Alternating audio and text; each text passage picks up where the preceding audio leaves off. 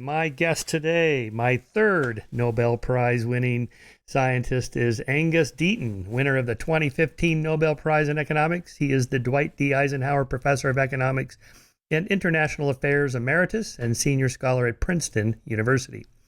He's the author, with Ann Case, of the New York Times bestselling book, Deaths of Despair and the Future of Capitalism. His previous book to that was The Great Escape, Health, Wealth, and the Origins of Inequality. And here's the new book, Economics in America. An immigrant economist explores the land of inequality. These are all from Princeton University Press. I read this one entirely, Angus, that you read, which I really appreciate it when an author reads their own works. I know that's hard work. Oh, and you included in the final audio clip what it was like to record it with some of the sound bites from you and your editor. That was really funny. Good. I'm glad you liked it. And thanks for having me on the show. I'm very happy to be here. You're welcome. My previous two Nobel Prize winners were your friend Danny Kahneman, talking about rationality and irrationality and all that good stuff. And then I don't know if you know Kip Thorne. He won the Nobel Prize in Physics for his discovery of gravitational waves. Yeah, I think I met him a couple of times at one or the other of these events that they had. Oh, nice. All right, so let's start there. What's it like to win the Nobel Prize? Did they really call you at 5 a.m? 6. Oh, 6. Not very different. I guess if you're on the West Coast, it's 3 o'clock in the morning. But right. For me, it was about 10 after 6. And it's a very nice thing. I mean, my wife, Anne, my co-author too, she picked up the phone and knew immediately what it was. You know which day it's going to be. So it's still a surprise because there's, hundreds of people on any given day who could get it. Really? Is it really hundreds? I mean, don't you have some idea of like who's likely to win this year or in the coming years? Yeah, there are betting sites and there are odds, and some people are more likely than others. But it's also true that they have, at least in the past, picked people that I wasn't sure who they were. Oh. Or, long ago when Hayek got it, I think most of us thought Hayek had been dead for a long time. I mean, that was before the days of Wikipedia or so on. So that it's somewhat of a surprise. I mean, Eleanor Ostrom, who got it, is not an economist. She's a political scientist. And many economists would not have known who she was or what she'd done. Right. In fact, Danny Kahneman's not an economist. He is a psychologist. He's probably the only economics prize winner that hates economics. Oh, that's really funny. Yeah. Yeah, it's weird. And well, was it Conrad Lorenz or one of those guys in the 50s that was doing ethology win it? That was medicine or physiology, I think. Yeah, there have only been economics since 1969. So. And why was that added? Did somebody determine that economics is more of a science than people previously gave it credit for? I think they were hoping to have that effect. I see. And there's on the left, there's certainly conspiracy theory that it was an attempt to bring more neoliberal economic beliefs into Sweden. And it was sort of started by the Bank of Sweden, which was celebrating a big anniversary. And it thought it would be a good idea. And they thought that, modern economics, I guess, was more favorable to the market than traditional Swedish economics. And so I think there's some legitimacy to that. One of the key people who pushed it was someone called Assar Lindbeck, who was certainly very much on the right, not just by Swedish standards. Oh, that's really interesting. Yeah. So a conspiracy theory that turns out may have actually really been a conspiracy of sorts. It may have been. Yeah. That's interesting because I had Naomi Oreskes on the show last year. She's a historian of science, but her book is called The Great Myth. The great myth being that the market can solve all problems. Right. I like her work. I have a lot of sympathy with that. Oh, good. I don't think that the market, I've never claimed the market could solve all problems, but one of the things in the book is I argue that I think we went too far in that direction, especially in places where it clearly doesn't work. Like healthcare, like a voluntary military, for instance, in which we're taking terrible risks by letting the market do things that should not be done by the market. Or even that it just doesn't want to do. Like her example was the electrification of the South and rural areas of America where there was no incentive to run a line down a road in which there's just one farmer to pay the electric bill, and yet the costs of putting the poles in the lines are still the same. So you need government subsidies to make that happen. I think that's true. But there's two issues there. One is that there's often no incentive where there's no rich people, because the incentives that the market provides, the markets get very good at matching things to what people want, provided they have the money to pay for them. But, there's some interesting counterexamples. When I was a kid, we were always told in Britain that the post office needed to be a state enterprise, because otherwise no one would deliver mail to the Outer Hebrides or to the Scottish Islands and all the rest of it. That seemed a pretty plausible argument. But, I spent 5 weeks in Montana. Anna and I spent 5 weeks in Montana every summer. And, FedEx and UPS deliver mail to every cabin in Montana, whereas the post office will not deliver at all, or leaves them about a mile away at the end of some road somewhere. So maybe it's just the American post office is worse than the British post office, but it's these things are sometimes complicated. Yeah, well, but a larger theme in her book is that this idea of the myth of the market solving all problems was really constructed post World War II by these neoliberals, and along the lines of what you said, elevating Milton Friedman and Friedrich Hayek and Ludwig von Mises, the Austrian school, the Chicago school, and carried along by people like Reagan, who made that transition from being, head of the Hollywood Union and being more of a liberal to being a conservative, selling that myth. And then she talks about TV shows and documentaries and books and this sort of concerted bottom-up effort, including think tanks and publications, Cato Institute, Reason Magazine, and so on. And I remember all that because I was in college in the 70s and everybody was reading, I went to Pepperdine, everybody was reading Atlas Shrugged and then Friedrich Hayek and Ludwig von Mises and all that. I was like, oh my God, this is, how come I don't hear about this elsewhere? And now I know why. It was kind of a constructed myth. Yes. I mean, some of these people are more serious than others. I mean, Hayek was a very serious thinker. And had some really major papers about the operation of the price system, so he's not in the same class as Ayn Rand, for instance. Sure. It seems to me way out on sort of a limb. But I think, and it's fair enough that people with different philosophical positions should debate these issues. And it's also true, what my position is because you've heard me reading the book, but let me defend one of the things I learned from Chicago libertarianism, for instance. When I was brought up in England, we spent a lot of time thinking about things the market could not do, and we called them market failures. And we thought that the job of government was to fix those market failures. And, that was maybe the prime job of government. So what the Chicago folks like George Stigler and Buchanan and Milton Friedman did, they came along and showed us that you could have government failure as well as market failure. And that idea was a foreign idea to those of us who'd been brought up in this British tradition, right? And it's a very important idea. But they pushed it way, way too far. And they thought the government couldn't do anything, And actually, in a piece I wrote recently, I wrote about Jim Heckman at the University of Chicago. And he had written a paper, done an enormous amount of work in the Carolinas, looking at whether civil rights legislation had improved the wages of blacks relative to whites, and had come up with really convincing empirical evidence, as well as, a lot of documentary stuff and talking to people, the whole shebang, and shown that it really did. So when he told that to his colleagues at the University of Chicago, they were outraged. George Stigler said, "You can't be serious. We know the government can't do any good for anyone. Right? How dare you even investigate this?"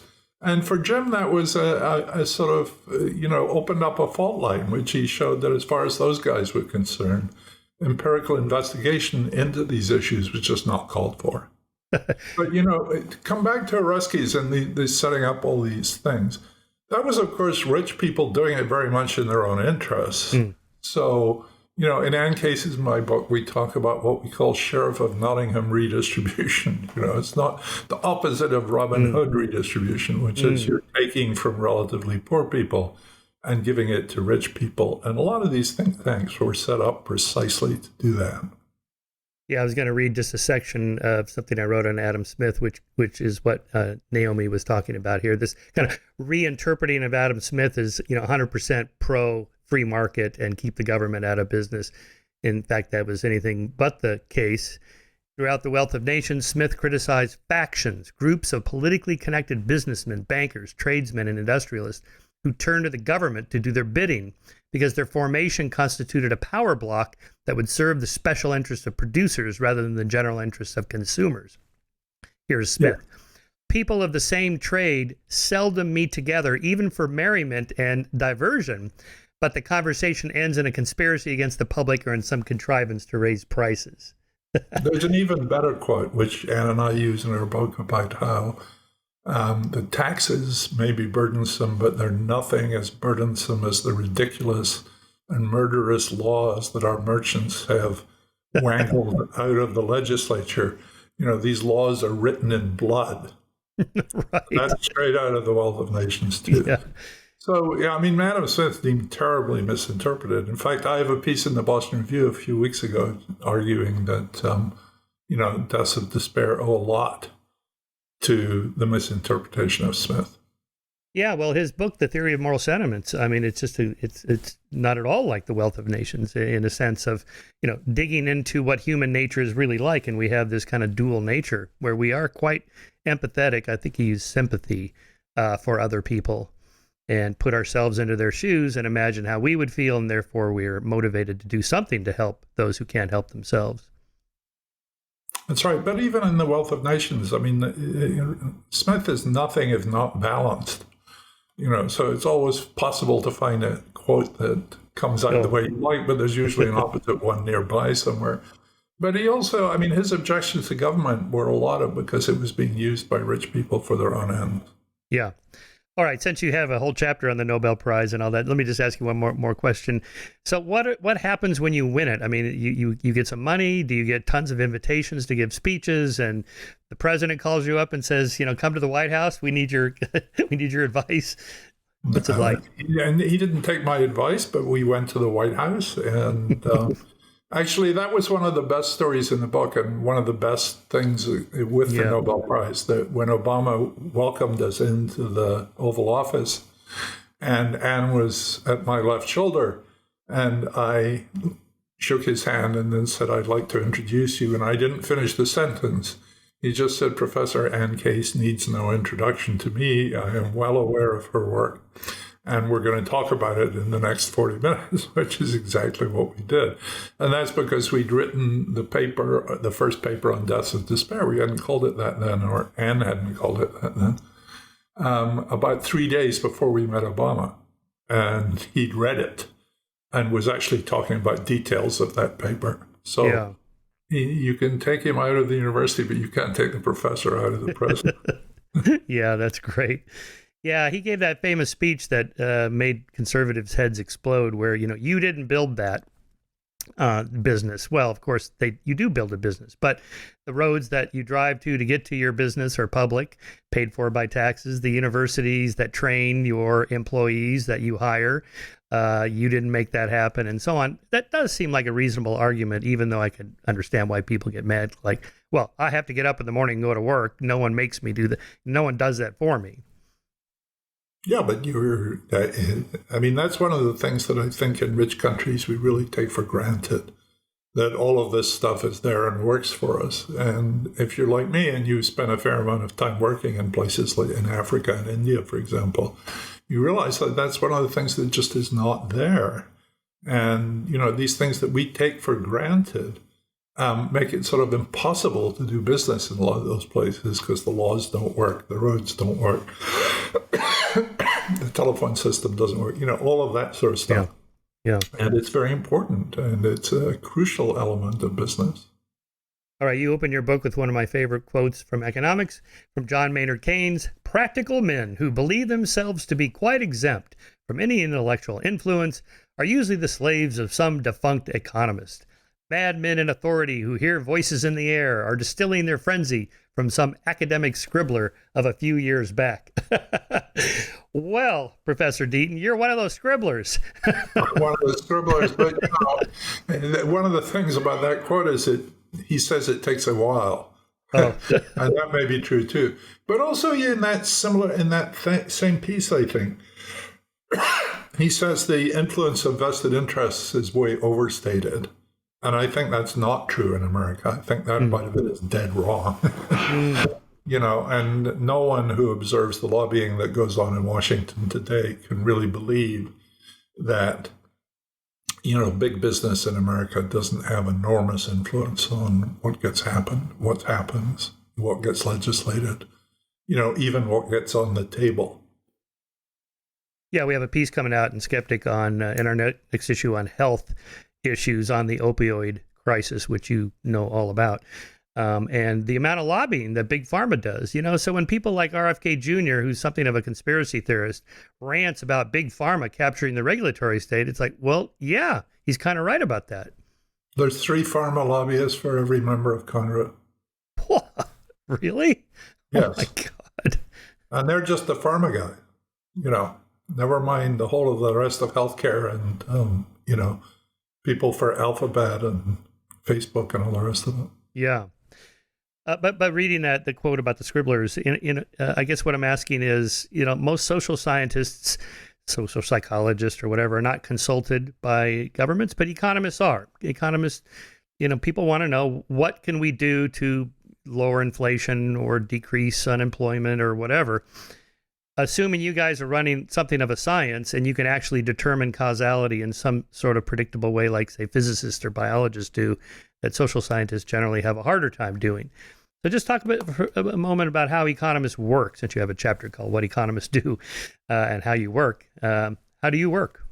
I don't think we're very good at detecting causality. In the first 20 years of my professional life, the word was never mentioned. You could go to a statistics and econometrics textbook and the word cause or causal would not appear in the indexes even.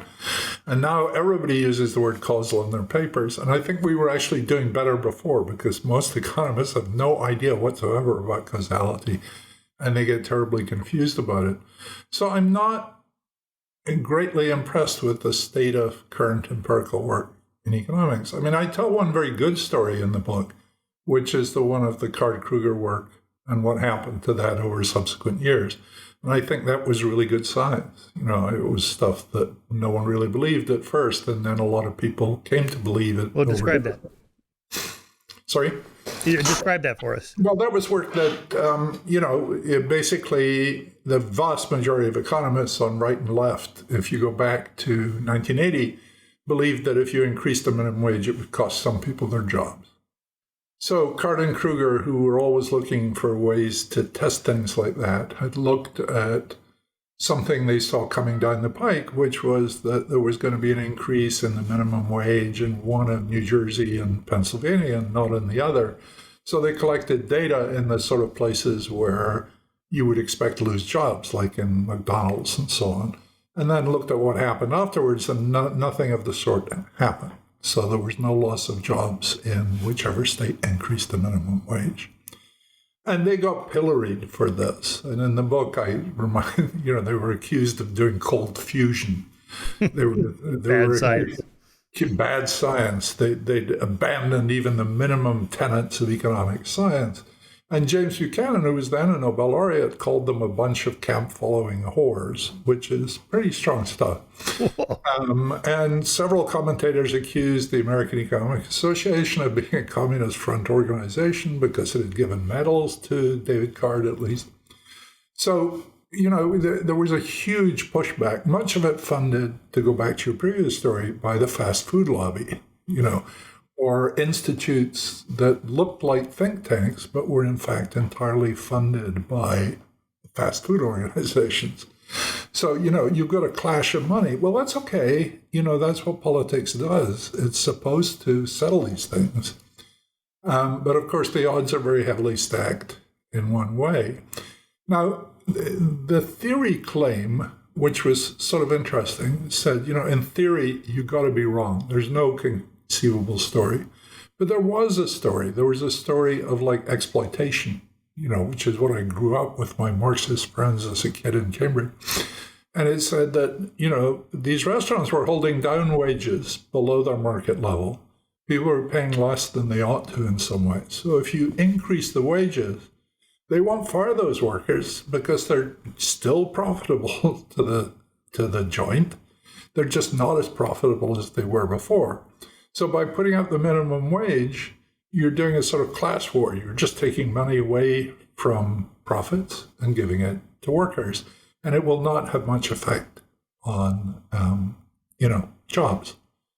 Now, that result has been found over and over and over and over again. In Britain, they have a very high minimum wage. It's been studied up the kazoo, and no one has ever found any effect of loss of jobs of that. At the same time, people are beginning to realize that in much of America, especially in rural America, many employers have market power and are holding wages lower than they would need to. So that this story, which was invented by the British economist John Robinson, who called it monopsony, because it's like, a monopoly is when you're the only person who sells it. Monopsony is the only person who's buying it. Then if there's widespread monopsony, then this can happen. And increasing the minimum wage is not going to lose jobs. It's just going to redistribute money from profits to workers. Now, that is the real science because it tells us it's contingent. In a big city with competitive labor markets, this is not going to happen. But if you're right there in rural America and the only employers are a few fast food places, a chicken processing house or a prison or a school, it's entirely plausible. And also mobility among Americans has fallen a lot, so that it's not so easy anymore for people who lose their work to move off to a thriving city because prices are so high there and you can't afford to live there. And that gives power to employers in the rural areas of the place. And a lot of people now have spouses who work too. So moving now requires you to find two jobs, not just one job. And so mobility has gone down and the room for exploitation has gone up. And so there's a whole set of stories out of this that have spun out over the last 40 years, which to me is very good economics. Right. So when you hear a conservative saying, well, we can't raise the minimum wage because then employers won't hire teenagers who then can't get their start in the labor market and so on and so forth, you can definitively point to studies and say, no, that's simply wrong. They still hire the teenagers at that lower or at that higher minimum wage. There's nothing definitive about anything in economics, but there are studies that would suggest that if that effect exists, it's very small. And what you have to remember is that people who don't lose their jobs have more money than they had before. And those people are not particularly well off typically. So that's a good thing, too. I wonder if this is not an empirical question. After all, at some point, you're making a moral decision, like to rip from the headlines, the UAW, United Auto Workers strike this week. They're saying, well, the C-suite people got a 40% raise and, we got a 4% raise. That's just not right. That's immoral. That feels wrong. We want our share. And then Ford said, well, if we do all that, then we're not going to be able to invest in electric cars in the future and so on. We can't pay them that much. At some point, you're just discussing how much profits the company wants to make, more or less, or morally take care of their employees more or less. Yeah, both of these things are at work. If you change prices or change wages, there will be consequences because people respond to that. And you have to think that through and take that into account. But I think what economists have tended not to do is think through the distributional, or if you like, the value side of that. I think what's really important, and I think economics is changing, and that's one of the things I write about in the book. There's a big literature on how Jewish emigres from Europe came to the United States between the wars and changed physics, for example. I think the huge immigration of economists into American economics more recently, and more than 70% of our PhDs in now are people who are not American born, has changed values because people bring their values with them, or they bring some of their values with them. So one very good example is there's a recent book by Darren Acemoglu and Simon Johnson about technical change. Now, economists have always tended to treat technical change as a good thing. They say all this innovation is what makes us rich. And in some sense, that's really true.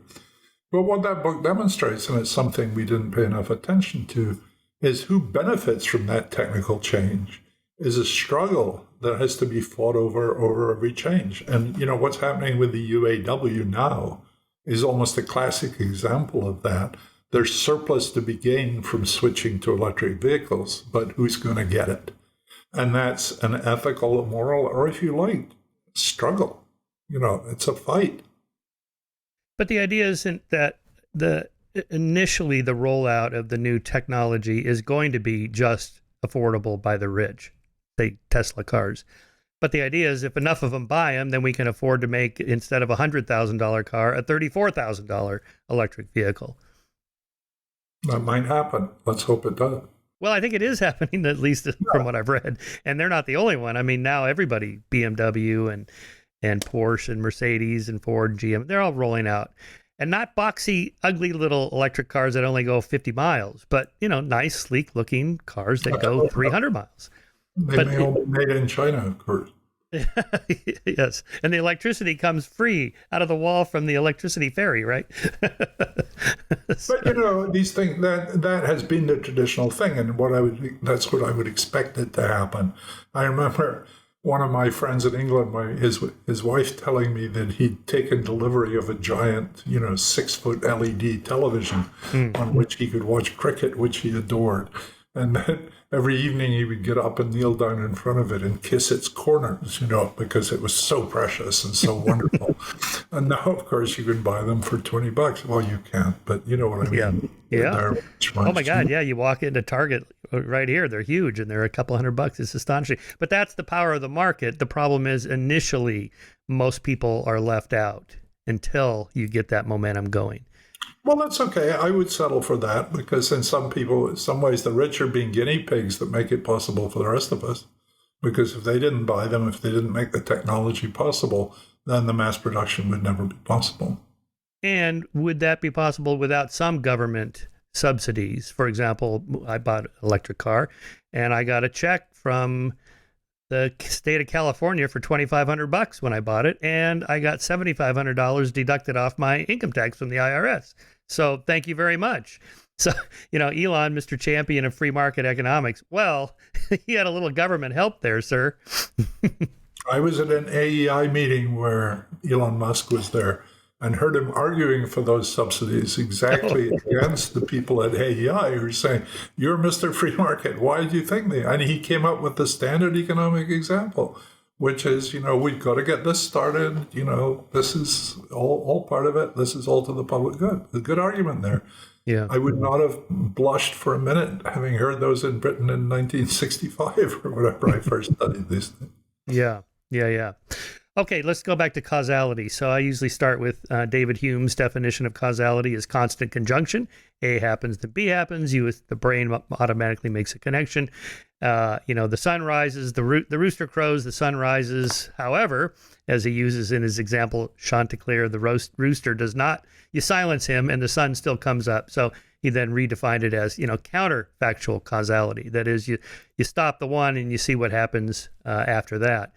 So to use an example from your previous book and that you mentioned in the new book on deaths of despair, if you ask anybody, and I've told several people I'm having you on, deaths of despair, oh yeah, it's got to be poverty. I mean, that's just kind of one of those just so stories that pops into your head.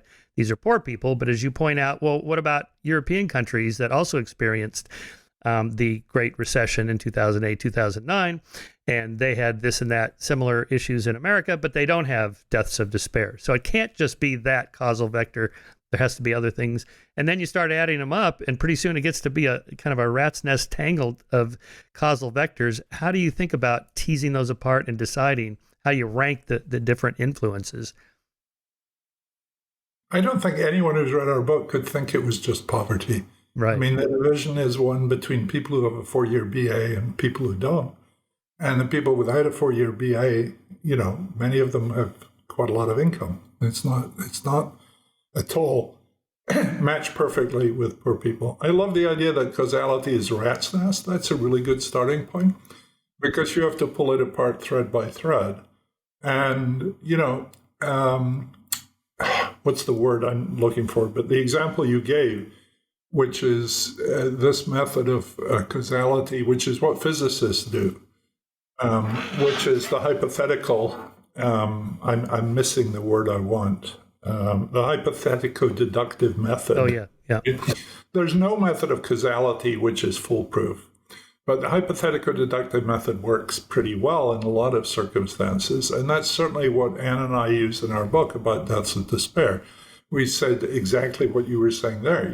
If it was globalization and if it were automation, there's got to be deaths of despair in Europe. So someone put Chanticleer to sleep in Europe. And perhaps what put Chanticleer to sleep was they have a decent welfare system. So that's one story. That in Europe, they have a value-added tax, and that value-added tax generates a lot of revenue, and is used to support a welfare system, which when people lose their jobs, they're treated with a good deal more dignity than they are here. So that's one story.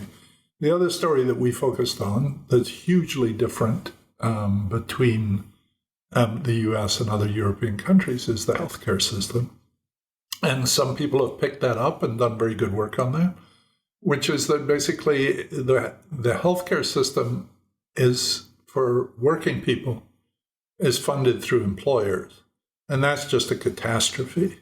And the reason is that the healthcare insurance premium for the CEO costs about the same as it costs for the janitor, because you're insuring a body, not a salary. And therefore it becomes prohibitive to hire the janitor. So it's had a huge effect in firing the jobs. There used to be good working class jobs in a place like GM or something. There was the transport people, the security people, the food service people, the cleaners, all the rest of it. None of those jobs exist anymore. They've all been outsourced. And they've been outsourced to people that don't have any benefits, or, outfits that don't have any benefits. But, when I grew up relatively poor in Scotland, we used to talk about people being set in life. And you were set in life if you got an entry-level job in a big corporation, for example. ICI was one of the biggest British employers in those times. If you could get even a mail order job, a mailroom job, it doesn't exist anymore, but a mailroom job with ICI, you were set because they would look after you. You would have chances of promotion. Of course, you weren't going to make CEO, but there were stories of mailroom guys that finished up being CEO. There still were in America. You can't do that anymore because you don't belong. Nick Bloom has this wonderful phrase where he says that, you're doing exactly the same job as Google as you used to do when you were a Google employee, but you don't get invited to the Christmas party anymore. You don't belong, right?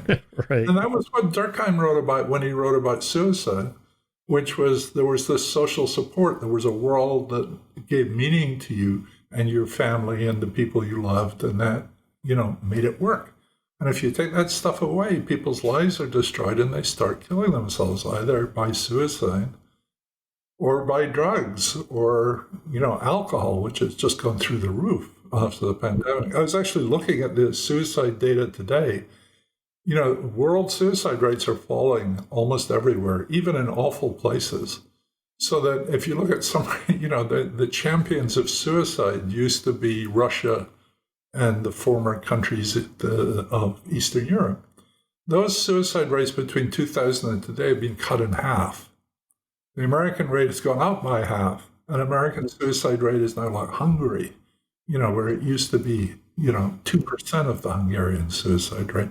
So we've really turned ourselves into one of those countries. I mean, that's a horrible, horrible thing to happen. And is that true still, your cut at having a bachelor's degree or not, even now? Yeah. Yes. And so let's think We about... We have a paper coming out in Brookings on the 28th, which is about how that gap in adult life expectancy has spiraled over the last 20 years.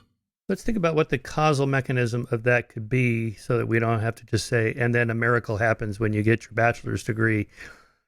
Is it that people that are going to college are already selected to not go down that path because of their intelligence or upbringing, who their parents were, the environment they were raised in? I mean, there's all these different factors. I have a whole, in my lecture on causality, I talk about this to my students at Chapman University who are just paying whatever, $60,000 a year. Is it worth it? You spend 60,000 a year for 4 years, you get a BA. Is it worth it? Well, what do you mean by worth it? Like lifetime earnings, whatever. But it may not be the bachelor's degree at all that gets you those lifelong earnings. It could be that you inherited from your parents your intelligence, and it's the intelligence that leads you to make more money later in life. Or your parents had a lot of books in the house and they read to you a lot, and it's that enculturation that led you to be a richer person later on. And so in other words, there's so many different causal vectors. When you say the bachelor's degree makes a difference, it's hard to know if that's really what's going on just by itself. Science is hard, right? Yeah. I don't have an answer to any of those things, and I think all of those things are plausible. One of the things you might tell your students is there's now, I don't know what I'm going to make up a number, but it's something like a 14-year difference in life expectancy. Now, who knows whether that's causal? I suspect it's not. And it's certainly true that, on average, people who go to college are healthier to start with. They're smarter to start with. It's not clear that going to podunk state and non-selective college is actually, and becoming an English major there is going to do very much for your life expectancy. So at the margin, it's hard to believe that it is going to college. And also, we don't really want to make everybody go to college. I mean, a lot of people don't want to go to college, and they shouldn't if they don't want to. But my leading view is something like what Michael Sandel has been writing about, which is that we've endowed this with social status and created a sort of underclass of people who haven't gone to college. And the sort of educated elite that has been running the world for the last 40 years has not, done a very good job. And, why should the BA give you access to this? And I can't think of a good reason, and I think I'm very much in favor, or Anne and I both are very much in favor of the movements like Josh Shapiro in Pennsylvania. The woman who used to run IBM has been doing this. Merck has done it too, which is you stop using the BA as a filter to filter out applicants, and you actually try to match the skills you need with the skills that people have. And then there would be many routes to good jobs, which there are in Germany, there are in many European countries where you can't really get this college degree, non-college degree divide in much of Europe because there are many more stages of qualifications. And I think that would make for a much healthier place. And of course, it would be great if we didn't have this ridiculous burden of healthcare on employers. Not only that we fund it that way, but that it costs more than twice as much in any other country is just a disaster. Yeah, I was just at Freedom Fest in Memphis this last summer, which is kind of a conservative libertarian mostly conference, and Mike Rowe is the keynote speaker. Mike Rowe is the TV guy that does Dirty Jobs. Has that television series. I don't know if you've ever seen Dirty Jobs, but basically he's a kind of a blue collar worker kind of guy, and he goes around and actually tries out different jobs. Like this, who's the guy that cleans the sewers? All right, I'm going to go do that, or or manning the trash truck for a day, what that's like, and so on. Anyway, he was kind of he was talking about what you just said, like, why is it that if I don't go to college and get a degree, I'm somehow lesser? And then he talked about how much money a lot of these guys can make, plumbers and electricians and so on, 6 figures in many cases, where they're in high demand. And this is not taught. I was surprised to hear this because when I was in high school in 70, 71, 72, I took wood shop and metal shop and electric shop. And so it was kind of all gone. It's all gone. I had no idea. They want a liberal arts education even for teenagers now, and it's ridiculous. Why are we doing that stuff? Why aren't we training people to be motor mechanics or all those? In the old days, it was bad because people who weren't talented were only taught that, right? And that had a wedge too. But it's that those options should really be there, and I think that would do us very, very well indeed. Yeah. So back to the causal vectors here, you let's say carve out a little bit of a niche for yourself without a degree. You have a job, and then the economy turns south and you get cut, and you're home alone, you're bored, you're unmotivated, and you don't have a support system, and the healthcare system you can't reach out, it's too expensive. So then maybe you start drinking before 5 o'clock, and then maybe you're drinking at noon. And maybe several of your buddies at the shop also got fired. So you're hanging out with them and they're smoking. So you start smoking. I'm trying to construct a scenario here whereby your health takes a turn south. Maybe you get injured and then you start taking some opioids. Think of the Vietnam War. And you know the story about the opium addiction in the Vietnam War? Yeah, you talked about that, yeah. Yeah, and those people, and you know, there's a recent book about West Virginia too. And you know, there's a coal town, and the coal company goes away, and there's nothing to do. And it's people who are bored out of their minds. I think what you said at the beginning of that is exactly right. They have nothing to do, and having nothing to do is almost a definition of Durkheimian enemy or whatever, you know. And people start smoking and drinking and, you know, they while away the time somewhere. But, you know, when the Vietnam vets came back, and very high fractions of them had been using opium and almost all of them had been using marijuana, it just went away. You know, they went back to real life where there were jobs and families and something to do, and they didn't have an addiction anymore. So, right. I guess that's why they call it self-medicating in a way. Yes, absolutely. But, you know, one thing we haven't talked about, I'm sure you know about Melissa, what's her name? I knew her when she was an undergraduate. The new book about families and single families. She's at Maryland, Melissa Kearney. And she has this book, and I saw a thing came around from Aspen today, which had a graph from the book. And it looked exactly like our book, which is it showed the fraction of children out of wedlock by marital status, by educational status of the mother. And all the bad stuff is happening among people without college degrees. And almost none of it is happening among people with college degrees. So that's another dimension to this thing. And if you want something else that's going to drive you to suicide, you know, having a family life that's all fragmented and broken up, and you don't have two parents, and the parents are living with people differently than the children they have, it's just an awful thing. Right. Okay. So again, a young woman does not go to college, and then she gets married early, has kids.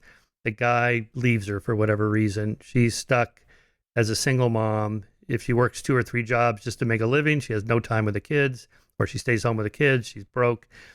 And there's no cohort of people to support her. Like if she'd gone to college and she has all these college age friends, they all have degrees, they have good jobs. They find a job for her when she loses her job, or they introduce her to a new guy that is successful and that lifts her up. Just that kind of opportunities. Yeah. But I mean, I think the sociologists like the late Sarah McClanahan and Andrew, oh God, I'm too old to remember names anymore. In Baltimore, you know, a lot of it is a failure in the male job market. So there's guys who don't have steady jobs with GM or whatever, and women won't marry them in many cases because they hold out for someone who's going to have better career prospects. And so the people who do cohabit and have kids, they often don't get married and they move on to someone else. So you get these successive, fragile families with people breaking apart all the time, and it's all among people that don't have a BA. And the contraceptive pill seems to have made this much worse because having a baby is sort of one route to success for working class women, and that's a catastrophe too. Yeah. So, you know, it's something where the conservatives are really right about this. I mean, these changing social norms about sex out of marriage and so on, of just the erosion of those has been a catastrophe for working class people. Yeah. Yeah, I saw this, a blurb for a new book about this problem of dating on social media and how hard it is for guys. And women want, the term was 666. They want a guy who's 6 foot tall, who makes a 6-figure income, and he has 6 inches or more down there. Yeah. And this, weeds out a lot of guys. Yeah, right. And then I had David Buss had a interesting stat on these dating. His book was Why Men Behave Badly. Anyway, but these massive data sets from dating companies, you know, the swipe right, swipe left, Tinder, and all those. where like you ask the guys, how many of the sites that you visit would you want to date? And it was like 94%. And they asked the women, how many of the guys you see, the profiles, would you date? And it was like 6%.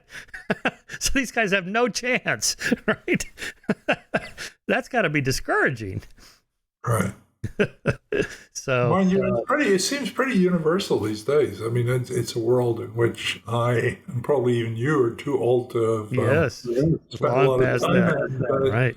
You know, my daughter just got remarried to someone she met online. A lot of my young colleagues here at Princeton, superstar colleagues, are married to women they met online or men they met online. So I don't think it has the stigma attached to it anymore that you and I might attach to it. Right. But I mean, everything you just said, people, Jordan Peterson and Ben Shapiro and all these, Tucker Carlson, whoever, would say, you see, this is what we've been saying for decades. The sexual revolution was a terrible idea. The pill was, did not serve women well. Get married early, don't have kids out of wedlock, get a job, finish school, get a job, stay married, have some moral principles, the Old Testament or the New Testament, either way, but have some kind of religious foundation to your family. This is what builds a stable society, and so on. You know the arguments. It presupposes there are some jobs there, though, for you to go and get. And I mean, this debate is a very old one. I mean, it was brought out in the 60s with Daniel Patrick Moynihan and what's his name? The William Julius Wilson and the guy at AEI, whose name I've forgotten. Anyway, let me just insert it. Andrew Cherlin is the guy at Baltimore who does the work. Right. On working class lives, and it's very, very good stuff. And we've been through that cycle again, and I think the thing that destroyed the Black communities, it depended on all these maybe dysfunctional behavioral patterns, and the same is happening now. We've been better off if people behave themselves better. But, if you're losing jobs like crazy, then it's very hard to fight this stuff. It's sort of like if you take people to Vietnam and put them out in the paddy fields and give them nothing to do and they're bored out of their minds for months on end, then bad things are going to happen. So there's always two sides to these things. Right. Marriage. It gives you a motivation to be home with your spouse as opposed to running around with your buddies getting drunk and getting in fights and causing trouble. I grew up in Cambridge, England, and the colleges spent their life in those days trying to discourage wives from coming to college. So there were havens for married men. But that's not the case anymore. I mean, right? I think it's 60% of college students now are female. Absolutely. Yeah. So those old institutions have gone away. Right. So I wonder what the economic implications will be in the coming decades if more and more women are getting bachelor's degrees, but fewer men are. It's not going to be 50-50. Right. I don't know. I haven't really thought that through. And I'm better at thinking things through after they've happened. Yes, right. Yeah. Yeah, but on that, Black conservatives will say the problem is not racism or institutional racism or whatever. It's the breakdown of the family and so on. That's a pretty controversial subject now. I don't know if you want to touch on that, but the marriage rates. The breakdown in the family is often contingent on a lack of opportunity. And it's true that if everybody went to church and everyone was a saint, they wouldn't behave as badly even when there were lack of opportunities. So I see both sides of that, I think. Okay, healthcare. Everyone's got horrible healthcare stories. I'm finally under Medicare now, so I don't have to worry about these things. But when I used to be able to look at the bills for what they were charging, it was just absurd. Single pill or a Band-Aid, or I remember I went to the doctor to get my wrist looked at because I had a little arthritis in my thumb, and they gave me these little wrist supports. Just some neoprene and a little, structural support. There's probably cost $1 in Taiwan to make or something like that. And then I get the bill and it was, like $800. And I remember the doctor gave me one pair and I said, can I have a second pair? Because I'd like to work out and it's going to get all sweaty and, oh yeah, no problem here. I thought they were being so nice. And it was like twice on the bill at like $800 each. It's like, who's making all the money? I mean, how is this possible? A lot of people are making a lot of money. I mean, doctors who used to be doctors are now CEOs of large healthcare systems. And, they just hope that no one on an airplane is going to get sick and the pilot's going to say, is there a doctor on board? Right. Because they're only good at making money. They have no idea how to treat anyone. But why can't our people look at, say, Germany or one of the Northern European countries and go, look, they spend less money than we do per patient, and they have, a great 50% better outcomes. We should do what they're doing. My friend, my late friend, Uwe Reinhardt, used to say, the thing you have to realize is that your waste and abuse is someone else's salary. Okay. And, so there's huge vested interests. So we go back to these enormous number of lobbyists on behalf of the healthcare system who are sitting in Washington and getting breaks for themselves. I mean, just take an example that I like, which is, the auto car workers were never shielded from imports or from, immigrants. But the doctors, of course, have complete control over who goes to medical school. So that's one of the reasons, they earn so much, and doctors' salaries are about twice as high as they are anywhere else. Hospitals, everything costs about twice as much. So Uwe used to say, it's the price, stupid, which is a lot of it. But it's not just the price. I think the other thing that's important here is there's a very large number of low-benefit procedures carried out that make a lot of money for people. So, for instance, I don't know how many MRI machines there are in Princeton, but there are probably hundreds, and it's a small town. Probably about as many as there are in England right now. Just in Princeton. In England, you have to wait months to get an MRI, whereas I could get one, before I have dinner tonight if I wanted one. So there's an enormous amount of surplus capacity and surplus procedures that I don't think do anything. So you can track all that down, but of course, ultimately it's politics because people make a lot of money out of it and they're very powerful. And, it's like the banks. The financial sector is much bigger than it ought to be, and they're very powerful too. And politicians need money in America in a way that they don't need it in Europe. Mm. They're like trial lawyers or those class action lawsuit lawyers. I occasionally get my benefit from some company I own stock in at some point where I get $1.70 or something, and the lawyers get, like $1 million each. Yeah, exactly. That's right. And you have to fill it in by yesterday or something. Yeah. So you're saying it's an incentive problem at the top to make those kind of changes politically. Yeah. Well, they're well protected, like a lot of people. Right. But the whole medical profession at all different levels are very well protected. And also, it's a thing where you can't really just say, let's do laissez-faire, let the market do this. Because a lot of people are going to die and not be covered, and that's socially unacceptable. And, Ken Arrow, who was one of the greatest economists of the 20th century, and he was the one who formalized Adam Smith. He and Debreu actually came up with the mathematics. And of course, it's not that Smith was wrong and the mathematics would prove he was wrong. What they needed, and what was valuable about that work was to discover the set of assumptions that you needed to make Adam Smith work, right? Because then you could look at the places like healthcare where the assumptions don't hold, right? And where the lack of information is so egregious, and where basically you go to your doctor and you do everything he says, So when you go to the butcher, he doesn't say, why don't you take a couple of whole animals home in case you run out of meat tonight, Whereas the doctor will say, oh, these little hand things I've given you, maybe you'd want a dozen of them, because they wear out pretty quickly. And I'm going to charge you 20 times what they cost me. Now, competition would cure that problem, but it would raise a lot of other problems. Well, I like how you emphasize in your book that people that say, that we have a free market in healthcare and we don't want to give that up and go to socialized medicine. There's nothing free market about our healthcare system. Right. Except, anyway, they're allowed to set prices freely as far as I can see. And they're going to go all the way to the Supreme Court to preserve that right. Wow.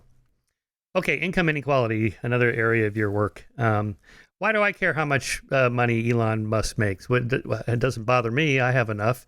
Is it that there's a lot of people or too many people that don't have enough, and therefore it feels like the people at the top are taking away from them? Well, maybe the people at the top are taking away from them. If, for instance, they undermine healthcare, or they undermine public education, or they undermine road building or public goods and so on. So that's one of the standard. I actually don't care how much money Elon Musk does, as long as he keeps himself to himself and doesn't do me any harm. So the issue I'm with that camp of philosophers who think that inequality per se, income inequality per se, does not matter. On the other hand, if rich people have the ability to hurt me by influencing politics, for example, then that's a whole different matter.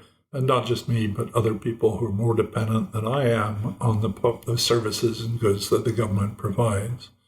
But I've come to think, as I've come to think about inequality, that income inequality is not as important as other inequality.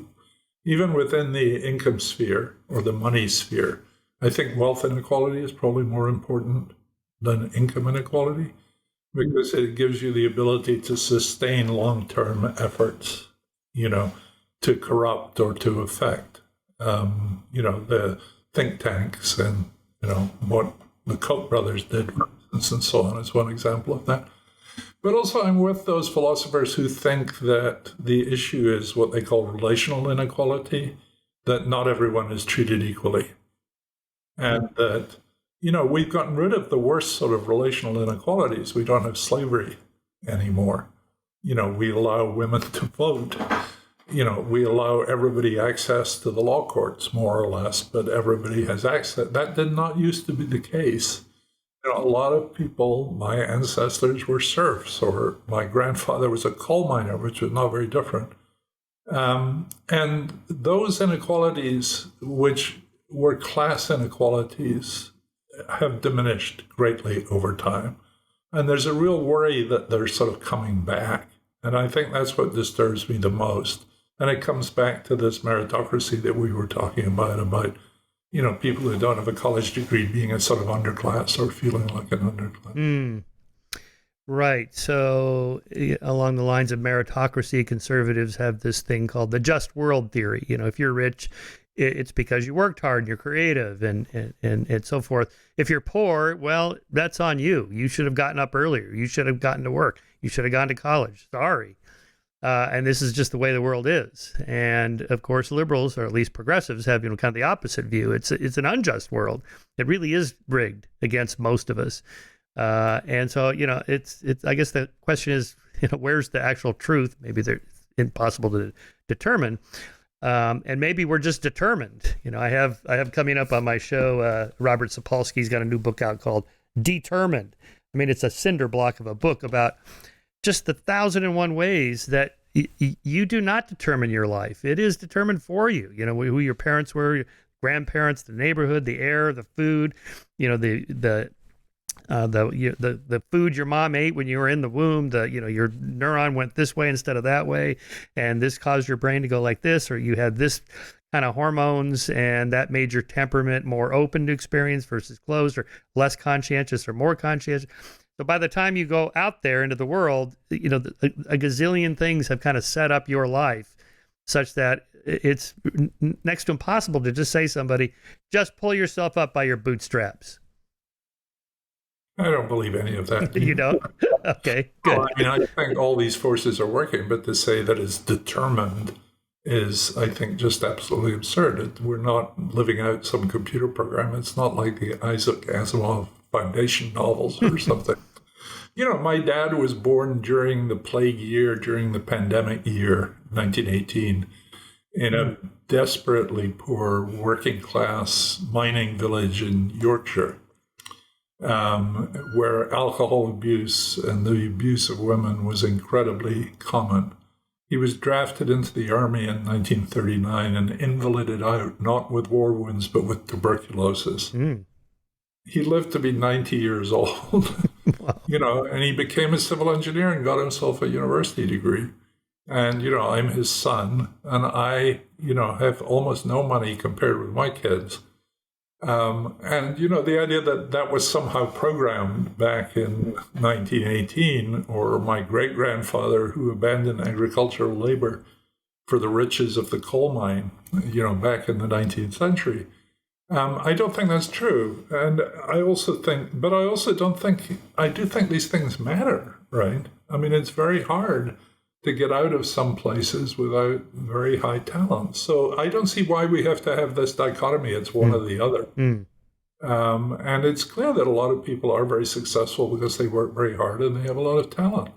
And, other people are not very successful because they work very hard and they have a lot of talent and they were unlucky. I think a lot of these accounts minimize the role of luck, and that luck is just incredibly important. Yeah, like to the drug addict, most people, as you point out, don't get addicted to opioids. There's enough that it's a huge problem, and Sackler's being sued and so forth, and probably rightly so. But it's not like everybody who takes like hydrocodone. You were talking about your hip replacements. I've had 2 hip replacements, so they gave me hydrocodone. I took the hydrocodone. I liked it. It made me feel really kind of good. I was able to write, for much longer and more intensively when I took it. But then I ran out, and the doctor wouldn't give me any more, and so that was the end of that. But I didn't. You're a good doctor. Yeah. I mean, in Europe, they don't give it you to take home, and they'll give it you when you're having a hip replacement in this hospital. But you don't get a box of this stuff to take home. Yeah. But like my father was an alcoholic. His father was an alcoholic. One of his 2 brothers was an alcoholic. One of my 2 half-sisters is an alcoholic, but I'm not. And I don't feel like I have willpower or anything. I just feel like I got lucky. I don't have that biology that, causes that issue. And so that would be an argument for the determinist position. Like I didn't choose, will myself. So what do you say to the person who's, subject to these deaths of despair? Get help. I mean, just ways that the government or friends or your local church or somebody can help you get out of this in a way. Well, I think, as they like to say in AA, you can't do it by yourself. And I think these groups really do help. And, when Anne and I were writing a book, we spent a fair amount of time trying to investigate. It's not something, it's very hard to do academic research on because they don't keep records. You can't get data and so on. But I think those things work. I also believe that the programs they have, withdrawal programs using BUP or whatever, work to some extent. But it would be much better if we could reform the system to make this much less likely in the first place. And, maybe people have some deterministic thing that makes them subject to these failings. But, and we come back to causality here. I mean, often you need 2 things. There's this famous concept by Mackey called Inus causality. I don't know if you know about that. I don't know that. Well, the example of that is that the house burned down because the owners left the television on. Oh, right. And so what happens is and it was the television being left on that made the house burn down. And indeed, if you had a bazillion houses and randomized controlled trials, some of them leaving televisions on and some of them don't, there'd be more that burned down. But television don't usually burn down houses. It was some other factor that had to be present. And if the television had not been left on, the house would not have burned down, but that's not what usually happens. Right. So I think this is very important in thinking about things like this, that not everybody becomes addicted to opium or opioids. But if there were no opioids around, fewer people, and if people had decent lives that made something for them to do, there'd be less people led into this sort of situation. So, these were ordinary guys in Vietnam, and they wouldn't have been smoking opium if they'd been in Ohio or wherever they'd come from. Do you support a UBI? Just to pull the people up from the bottom to get them up? I do. No. Sorry? It's a terrible idea. I don't like it. Oh, really? Oh, I'm surprised to hear you say that. Why? Well, because if inequality is a problem I didn't for the people... say that inequality was a problem. Okay. And I think work is really important to people, and that, there's a wonderful example of, what a UBI really does is give everybody an endowment of leisure, right? It's not money; it's really leisure. And, there's a famous piece by the philosopher Philip Van Parijs called Why Taxpayers Should Support the Beach Bums in Laguna Beach, California, which, as you can imagine, got him into a lot of trouble. And he's the best advocate in the world, I know, for the UBI. And for him, it's just everybody should have an entitlement of leisure. But to give everybody entitlement of leisure when they don't have health care, when our schools are a disaster, come on. This is way down the priority list as far as I'm concerned. So rather than give everybody $1,000 a month, put that money into public education and improved health care and so forth. Or coverage for people, the 8% of the population that still don't have insurance. What is it now, 8%? I think I'm making that up. It was 10% for a long time, and then there's been a lot of disruption because of the pandemic. And does the suicide hotline work? I don't know. I've never used it. Okay, I'm just thinking about that. Why do people die by suicide? I was reading Jesse Baring's book on this, The Psychologist, and he talked about a database of people who tried to kill themselves but failed. So then you could interview them, and for most of them, it wasn't a big long-term plan thing. They just spontaneously got up and felt just like today's the day, and then they try to do it and they fail, and like, oh, thank God, I don't know what I was thinking. I don't know what came over me. Yeah, a bunch more common among women than men. They say that suicide rate is much lower among women, but the failure rate is supposed to be much higher. I don't know. I mean, I think suicide's really a great mystery. I'm entirely persuaded by people who say, leaving guns lying around is dangerous, because if you're feeling really bad momentarily, you might do away with yourself. And if the gun wasn't there, you'd recover in the morning and you'd be okay. But there are a lot of mysterious things. I mean, like, it's very much higher in Montana, where we spend our summers, than it is here in New Jersey, for example. And I think that's to do with loneliness and separation of people. But, no one's made... It's really interesting that Durkheim's book, which is, 1890 or something, is still probably the best book on suicide ever written. Amazing. Yep. Okay, I went out to Twitter and said, what would you like me to ask Professor D? Dear. Matt, I'll just rifle through these. You can we can make this the lightning round if you like. From Matt Johnson, does he think globalization is to blame for Trump? Has he read Michael Sandel's book, The Tyranny of Merit? If so, what does he think about it? Yes, I have. I like Michael Sandel's book a lot. In fact, Anne and I are going to go teach one of his classes. Oh, nice. In a few weeks, so we're very much on the same page as that. I think globalization has certainly been one of the causes, but it's like the television burning the house down. They have globalization in Germany too. They don't have deaths of despair in Germany. They didn't have Donald Trump, even though there's threats in that direction. But I think there's a piece in George Porter's book about a speech by Clinton, where Clinton is announcing that China is going to join the WTO. And he has Bill Gates and Amartya Sen sitting on the platform behind him. And he's saying, this is a big win-win for everybody. This is the day that everybody is going to make everybody better off in China and in the United States. And Porter comments that you can see the rise, you can trace the rise of Donald Trump to that moment. And it's not the globalization, it's these elites like Clinton and Gates and Sen who are sitting there beaming while this is going on, right? And that's what I think in the book.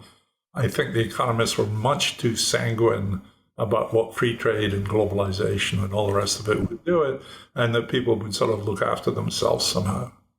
Well, explanations for Trump are kind of probably going to be overdetermined, but you often hear, again, back to your deaths of despair, the average working class, blue-collar worker in the Midwest feels left out by the coastal elites.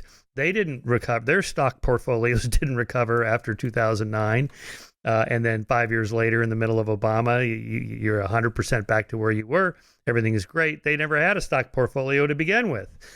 And so Trump appeals to them. Why? I'm not sure, other than the kind of populist theme. I'm speaking for you. I'm defending you, that kind of thing.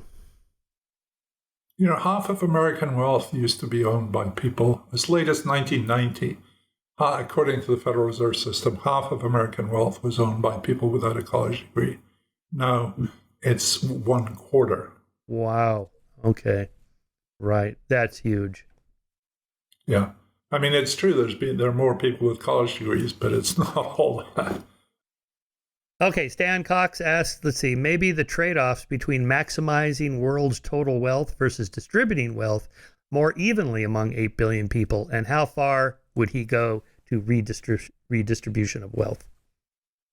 Well, it's interesting because that's a question about the world, not about the U.S. or something. So I think that one of the things economists were a bit too glib about was we thought that if if globalization improved the lot of really poor people in China or in Mexico or something, even at the price of much richer America, that was a good thing. Because after all, we believe that the priority goes with the poorest people. And I think that was a terrible mistake.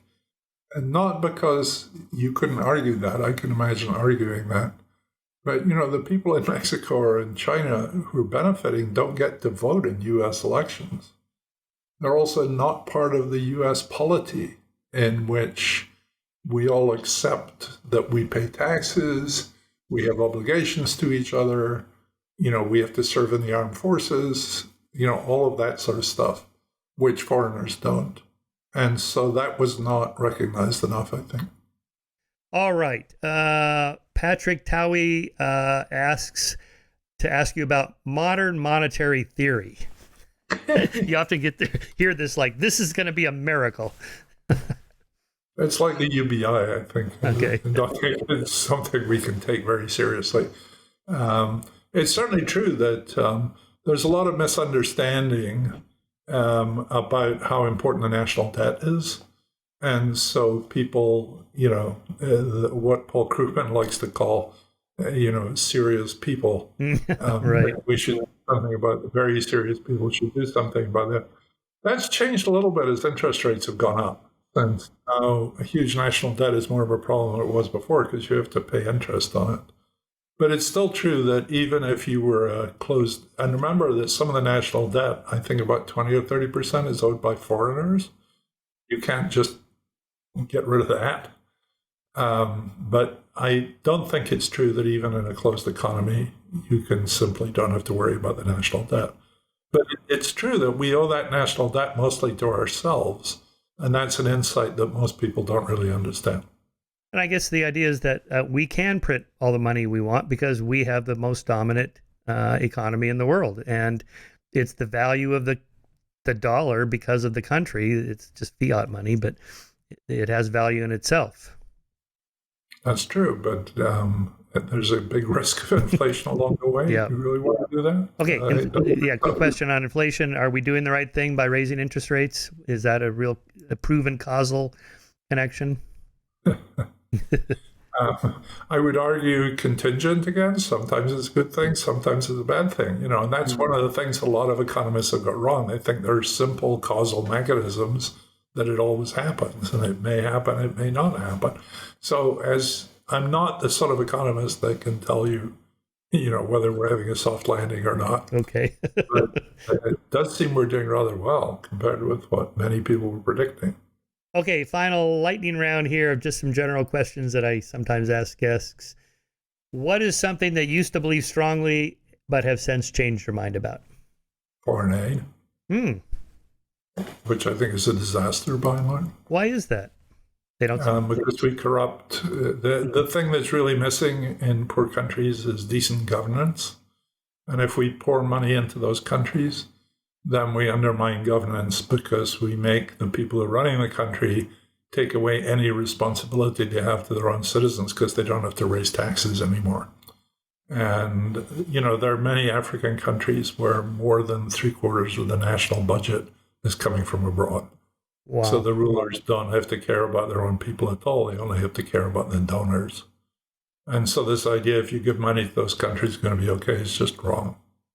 Wasn't there a South American country that it was like Milton Friedman or Hayek or one of those guys went down there and helped design their economy, and it didn't work out that well? I forget what that story was. Well, that's the story of Chile and Pinochet. So there's a lot of other things going on, like people being murdered wholesale. And I think both Friedman and Hayek lived to regret that they'd ever made those trips. Really?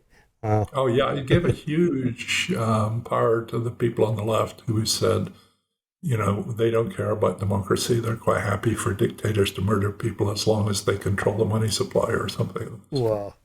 Wild. Okay. There's a book on that by Sebastian Edwards, recent book. Oh, okay. Oh, that's good to know. Okay, if you could have a conversation with any historical figure, living or dead, who would it be, and what would you ask them? I think Adam Smith might be fun. Yeah. But, partly because I'm Scots and, we knew a lot of the same places. And but I suspect he was pretty dull, actually. I mean, he lived with his mother until she died. Do you remember the Lunar Society of Birmingham? Have you heard of that? Oh, vaguely, yeah. What was that? That was a group of these guys, Adam Smith and Hume and the steam engine guy, James Watt. And they used to meet on the Mondays closest to the full moon so that they could drink late into the night and get back on their carriages by the light of the moon. Well, Hume sounds like a much more fun person to spend time with than people said that. Right. And, Ben Franklin took a stagecoach ride that took like 6 days to go visit Hume and Smith in Edinburgh. And I think he modeled the American Philosophical Society on the Royal Society of Edinburgh. Oh, yeah, for sure. Okay, let's see. What's the most important lesson you've learned in your life so far? It's one I learned early on, which is when you don't know stuff, ask other people. They're usually really delighted to tell you, and you learn a ton. You keep changing your mind. Yes, indeed. Well, none of us are omniscient, so you got to depend on other people. All right, Angus, thank you so much. This was a great conversation, especially thank you for your work and your devotion to trying to understand the cause of things. And economics is super important. I really wish I would have taken courses in it in high school. I wish they'd offer courses in high school and more training about how the world really works. Well, do we really know? No, I don't know. If you don't know, there's no hope for the rest of us. All right, what's your next research project? What are you working on now? Well, I did a podcast with Cardiff Garcia the other day. Oh, yeah? There's a chapter in the book, which you've read, which is little biographies of people no one knows, by and large. And I almost took that out about 5 times. And in the end, every time I read it, I couldn't bear to take it out. And Cardiff really liked it and said I should write a book of biographies in which I tell the history of economics over the last 40 years through people I've known. That's a great idea. Yeah. That's all right. Sounds good. Well, we'll have you back on for that. Thank you very much. Thanks, Angus. Thanks, Michael. Really appreciate it.